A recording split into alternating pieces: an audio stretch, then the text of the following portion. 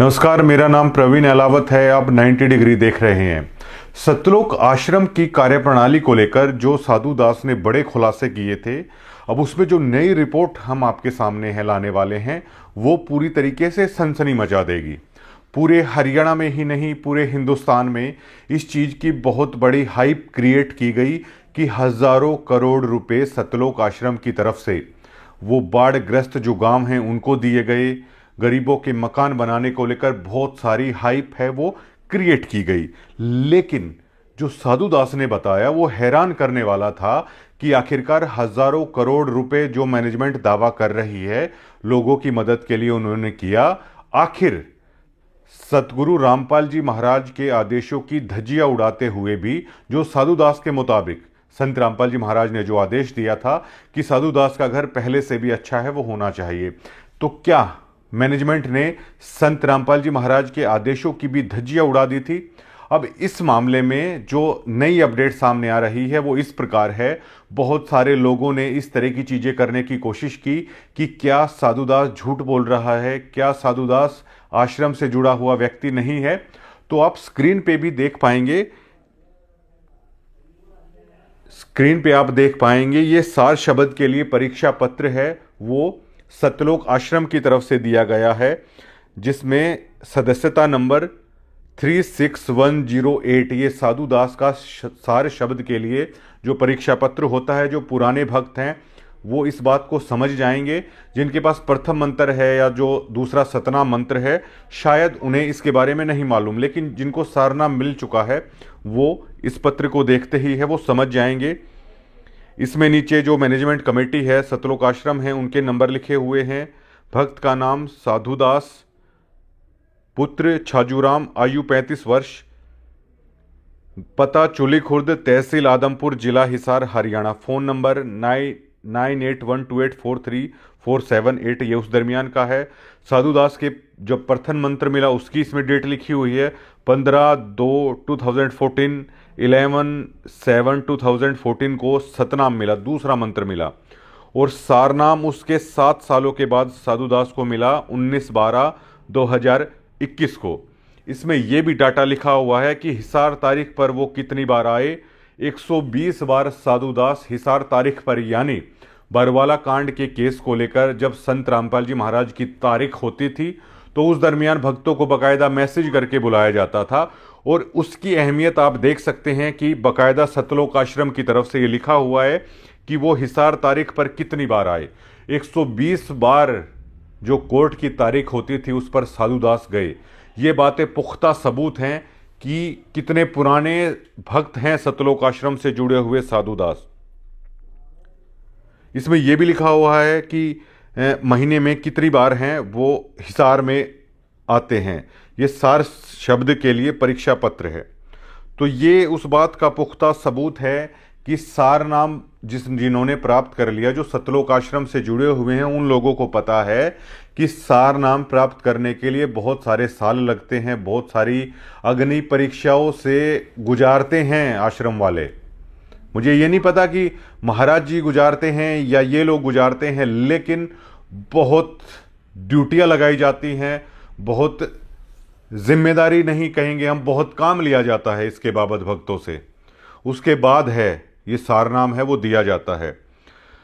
अब जबकि हमारे इंटरव्यू के दौरान साधुदास ने ये कहा था कि गुरु महाराज ने आदेश दिया था कि उनका घर बनवाया जाए। घर पूरी तरीके से आग में तहस नहस हो चुका था, जो उनका आशियाना था वो उजड़ गया था, लेकिन उसके बावजूद भी संत रामपाल जी महाराज के आदेशों की धज्जियां उड़ा दी गई। ऐसा नहीं हुआ। जब साधुदास ने हमें इंटरव्यू दिया उसके बाद सतलोक आश्रम की मैनेजमेंट की नींद टूटती है, उनके कानों पर वो जू रेंगती है और साधु राम से संपर्क करके ये कहा जाता है कि आप हिसार आ जाइए। साधुदास ने ये कहा है कि भगत जी आप गांव में भी आ सकते हैं, और कमेटी के जो लोग हैं वो सरपंच के माध्यम से किसी भी चीज़ के लिए जाते हैं तो वो चले जाते हैं। और एक शख्स हैं जो साधुदास ने, मतलब मनोज सिसाए नाम के हैं, जो शायद इनका वहाँ पे अन्नपूर्ण मुहिम के कुछ पद है इनके पास, वो देखते हैं। उन्होंने भी साधुदास को फ़ोन करके ये चीज़ कही है। लेकिन आज से 2 महीने पहले साधु दास ने मनोज सिसाए को बकायदा व्हाट्सएप पे ये लिखते हुए ये उन्होंने अपनी मांग रख दी थी इस मैनेजमेंट के सामने कि मुझे आपके घर बनवाने के एहसान की भी ज़रूरत नहीं है। आहत होकर जब मैनेजमेंट ने उसे बिल्कुल अकेला छोड़ दिया तो आहत होकर उसने कहा मुझे आपकी दरियादिली की भी ज़रूरत नहीं है, मैंने जितने पैसे हैं आप लोगों पर लुटाए हैं, आप लोगों को दिए हैं, बस भैया वो मेरा पैसा वापस कर दीजिए। साधुदास मनोज सिसाए को व्हाट्सएप पर लिखते हुए कहते हैं कि देख लो भगत जी, परमात्मा ने ऐसी भक्ति दी है कि परमात्मा संत रामपाल जी भगवान ने मेरा घर जलाकर आप लोगों से दूर कर दिया। मतलब वो शुक्रिया अदा कर रहे हैं ये कि मेरा घर जला परमात्मा की दया से और मैं आप लोगों से दूर हो गया और आपकी हकीकत परमात्मा ने मुझे दिखा दी। मतलब परमात्मा की दया से जब मेरा घर जला उस कारण मैं आप लोगों से दूर हुआ, आप लोगों की सच्चाई और हकीकत है परमात्मा ने मुझे दिखा दी। और कहा बेटा ये भक्त नहीं है, ये वो हैं कि चंपाकली को 500 मनीराम को 30 और इनके नाम का अंधा है जगदीश। ये गरीबदास जी महाराज की वाणी का जिक्र ये लिख रहे हैं साधुदास।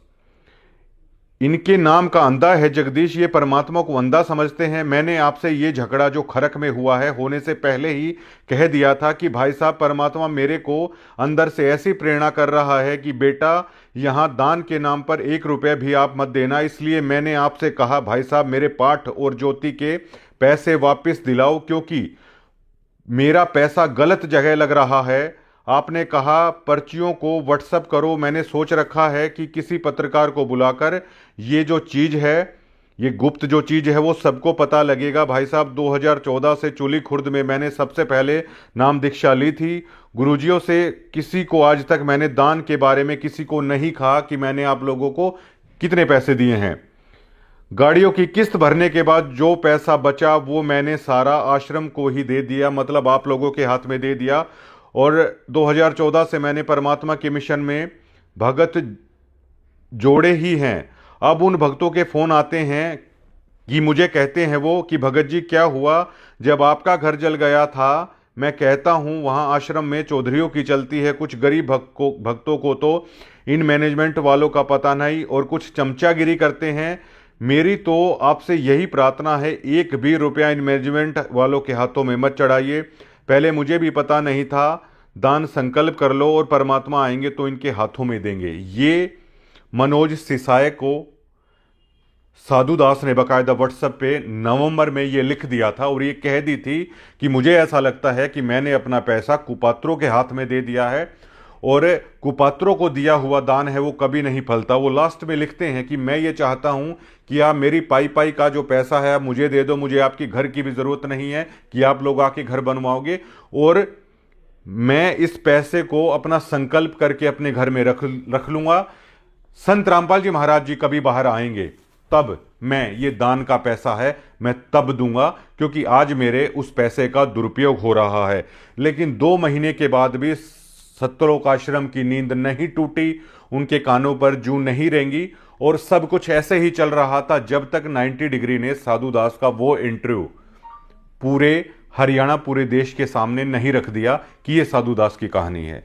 ये कुछ ना कुछ हमें ओ माई गॉड नाम की जो एक फिल्म थी जिसमें अदाकारी की गई थी परेश रावल की तरफ से और उसमें इसी तरह का कुछ कहा गया था उस आश्रम की मैनेजमेंट को लेकर कि मैंने जो जो पर्चियां दी हैं वो सारा पैसा है, अब मेरा दुकान है वो ढह गई है, या तो मेरी मदद कीजिए या वो वापिस है वो दे दीजिए। इसी तरह साधुदास ने वो पर्चियां भी दी गई जब वो दान और पाठ का पैसा है सतलोक आश्रम को दिया, मैनेजमेंट की तरफ से जो पर्ची है वो उन्हें दी गई। साधुदास का ना तो घर बना और साधुदास ने यहां तक कह दिया जो मेरा पैसा है आप वही भी वापस कर दीजिए। लेकिन आज भी मैनेजमेंट आखिरकार चुप क्यों है? ये वही मैनेजमेंट है जो कई कई हजार करोड़ रुपए ये कह रही है कि मानवता के नाम पे लोगों को हम दे रहे हैं, लेकिन एक व्यक्ति जिसको लगता है कि उन्होंने अपना पैसा आप जैसे गलत आदमियों के हाथ में दे दिया है, वो अपना पैसा वापस मांग रहा है, अपने खून पसीने की कमाई मांग रहा है। वो कह रहा है कि जो गाड़ियों से मैं दिहाड़ी मजदूरी भाड़े का काम करता हूं उससे जो पैसा बचता था ये मेरी कष्ट कमाई है जो मैंने आप लोगों के हाथों में दी है, मेरा वही पैसा मुझे आप दे दीजिए। वो ब्याज भी नहीं मांग रहा है। मुझे ये लगता है कि मेरा पैसा सही लोगों के हाथ में नहीं है, उसका आप दुरुपयोग कर रहे हो। तो ये मैनेजमेंट बड़ा दिल दिखाते हुए साधु दास के घर पे जाके उसकी पाई पाई का हिसाब आखिरकार क्यों नहीं कर देती है। हम इस मैनेजमेंट से बार बार गुजारिश करना चाहेंगे कि आप साधु दास ने जो कहा है उसका जो हिसाब है, उसका जो हक बनता है, आप उसके गांव में जाके उसके हाथ में सुपुर्द कर दीजिए। आप बड़ा दिल दिखाइए। आप हजारों करोड़ रुपए बहाने का दावा करते हैं, लाखों घर बनाने का आप दावा करते हैं, एक व्यक्ति अपने हक का पैसा मांग रहा है, आखिरकार आप उसे देते क्यों नहीं है। इसके पीछे देखिए दोस्तों, अब बहुत सारी चीजें ये कही गई कि सत्यलोक से आ रहा है। भैया आपके पास तो सत्यलोक से आ रहा है, एक व्यक्ति अपने हक का पैसा वापस मांग रहा है, आपने उससे पैसा भी लिया, उस पैसे से आपने जो करना था वो भी किया, बिना ब्याज के वो मांग रहा है, उसका पैसा आपने बरत भी लिया है, आप उसको उसका पैसा वापस कर दीजिए। लेकिन सबसे बड़ा सवाल ये खड़ा होता है कि हजारों करोड़ों रुपए बहाने वाली मैनेजमेंट आखिरकार इस पर चुप क्यों है, आखिरकार उसने ऐसा किया क्यों नहीं मांगने के बावजूद भी। क्योंकि देखिए, अगर इस तरीके से भगत सच्चाई खोलने लगे, इस तरीके से अगर पैसा अपना वापस मांगने लगे, तो जो मौज उड़ाई जा रही है वो फिर कहां से होगी। साधुदास के मुताबिक जो उसके पैसे का गलत प्रयोग किया जा रहा है वो आखिरकार कैसे होगा, ये सभी चीजें बंद हो जाएंगी। और ये पहली बार किसी भगत ने खुलासा किया है कि कितनी खून पसीने की अपनी कमाई सतलोक मैनेजमेंट को दान के नाम पर ये लोग देते हैं, लेकिन इनकी आंखें इस कदर बंद कर दी जाती हैं सतलोक के नाम पे कि ये आपके चंदे के पैसे से नहीं हो रहा है, ये सतलोक से आ रहा है इतना सारा पैसा। लेकिन साधु दास ने 2 लाख दान दे दिया होगा, 3 लाख दे दिया होगा या 4 लाख दे दिया होगा, लास्ट 5 लाख दे दिया होगा, 10 से ऊपर तो नहीं जा सकता। लेकिन इतना पैसा भी मैनेजमेंट से दिया नहीं जा रहा है। इससे आप अंदाजा लगा सकते हैं कि सत्यलोक के नाम पे जो खामोश कर दिया गया है, सच्चाई से इतर कर दिया है भक्तों को, उन्हीं के दान देने के बावजूद भक्तों पर यह एहसान कर दिया गया है कि ये आपसे पॉसिबल नहीं हो रहा है, ये सत्यलोक से आ रहा है। ये पूरी जो फिल्म पर्दे पर चली हुई है उसका दी एंड हो जाएगा। अब ये हरियाणा पूछना चाहता है इस सतलोक मैनेजमेंट से, 90 डिग्री सतलोक मैनेजमेंट से पूछना चाहता है, आप इस मुद्दे पर खामोश क्यों हैं, क्यों आप साधु दोस्त को बुला रहे हैं। आप बड़ा दिल दिखाते हुए साधु दास के पास जाइए, वो आपका एहसान नहीं लेना चाहता कि आप उसका घर बना के दे दे, क्योंकि आप पहले ही उसने दावा किया है कि संत महाराज के आदेशों की धज्जियां उड़ा चले हैं। जितना पैसा उसका बनता है उसके पास सबूत है उन पर्चियों का। आप साधु दास का जो मेहनत का पैसा है आप उसके हाथ में दे दीजिए, तब जाके हरियाणा के सामने ये चीजें आएंगी कि आप लोगों का मैनेजमेंट बहुत बड़ा दिल है, रखती है। अगर ऐसा नहीं होता है तो आज भी पूरा हरियाणा इस मैनेजमेंट से पूछना चाहता है कि आखिरकार क्यों ये मैनेजमेंट ऐसा कर रही है। धन्यवाद।